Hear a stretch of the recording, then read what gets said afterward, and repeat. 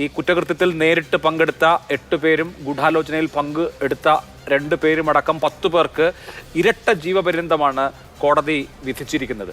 നമ്മുടെ രാഷ്ട്രീയ കൊലപാതക കേസുകളിലെ മുൻകാലങ്ങളിലെ ശിക്ഷയ്ക്കനുസൃതമായ ശക്തമായ ശിക്ഷ എന്ന് വേണമെങ്കിൽ പറയാം. ഈ ശിക്ഷാവിധിയിൽ നിങ്ങൾ കുടുംബാംഗങ്ങൾ തൃപ്തരാണോ?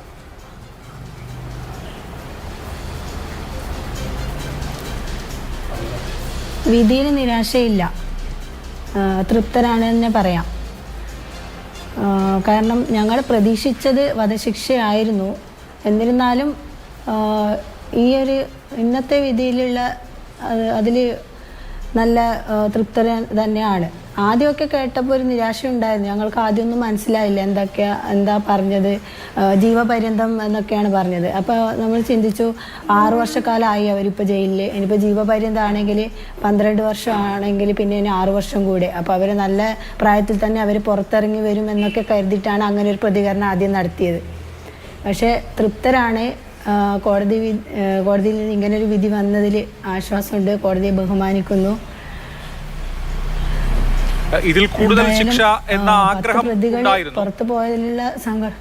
അതെ, അപ്പോൾ ഈ ശിക്ഷാവിധിയിൽ ഇനി ഇതിൽ കൂടുതൽ ശിക്ഷ നൽകണമെന്ന് ആവശ്യപ്പെട്ട് അപ്പീൽ കൊടുക്കാൻ ഉദ്ദേശിക്കുന്നുണ്ടോ?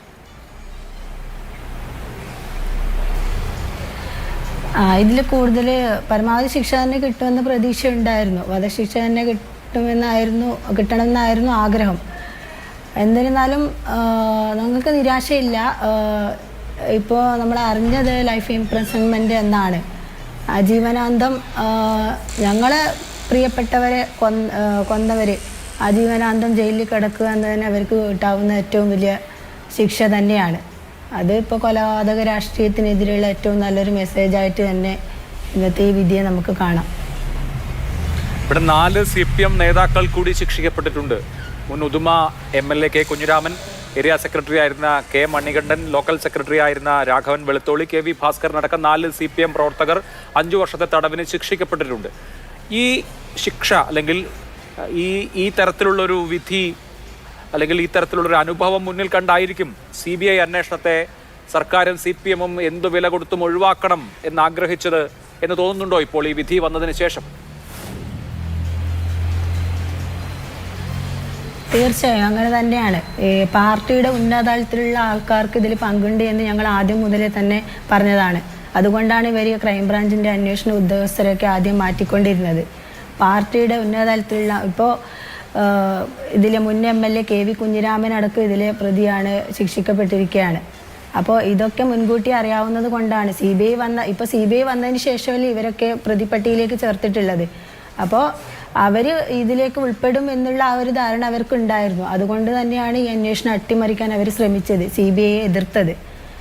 ഈ മുൻ MLA ഉദുമ MLA പറഞ്ഞത് എന്താണെന്ന് വെച്ചാൽ എൻ്റെ ഏട്ടനെ ക്രിമിനലാണ്, കൃപേഷും ശരത്ലാലും ക്രിമിനലാണ്, അവർ ഗുണ്ടകളാണ് എന്നൊക്കെയാണ് മുന്നിൽ പറഞ്ഞു നടന്നത്. ആ സമയത്ത് ഇവർ കൊല്ലപ്പെട്ടിട്ടും വീണ്ടും ഇവരെ കൊല്ലുന്ന ഒരവസ്ഥയാണ് ഉണ്ടായത്. അപ്പോൾ അതിനൊക്കെയുള്ളൊരു മറുപടിയാണ് ഇന്ന് അയാൾക്ക് തന്നെ കിട്ടിയിട്ടുള്ളത്.